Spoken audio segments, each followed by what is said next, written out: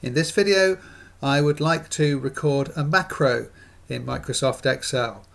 A macro is just a fancy name for recording steps that you, the user, put into Excel, and then you can play those back at any time. So it's basically an automation process. You record a macro by clicking here on Record Macro, but you must have the Developer tab showing. Just to remind you then, click here, More Commands, go to Customize the ribbon and make sure that this tab here is showing. That tab gives you access to the Visual Basic for Applications Editor, macros, etc. Let's record a macro. We'll call it Paul_test, no spaces please. You can have a shortcut key if you want.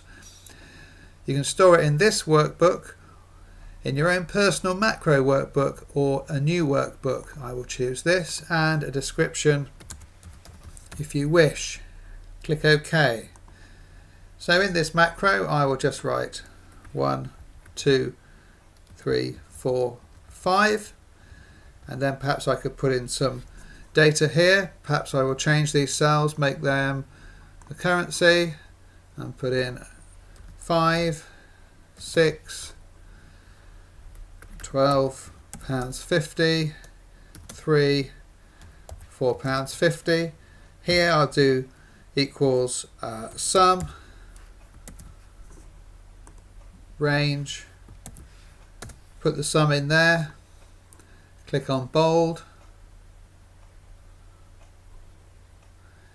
and then stop recording the macro, like so.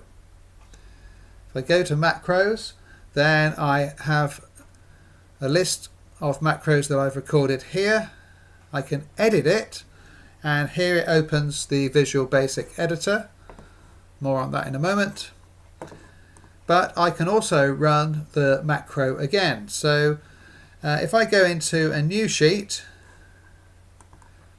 and go to macros and run it, it writes all that data again, and well, I can put it anywhere I like and run the macro, and it runs it again.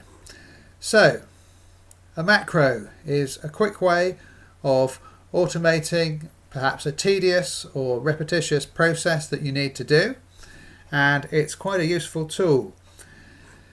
I'll just go back to the Visual Basic Editor. Okay, the syntax for it is sub, then the name of it, open brackets, and then end sub.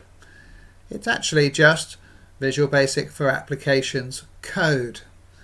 And by looking at what you have done, you can actually learn some VBA code and make changes to it and think of new ways of creating macros or your own functions and procedures.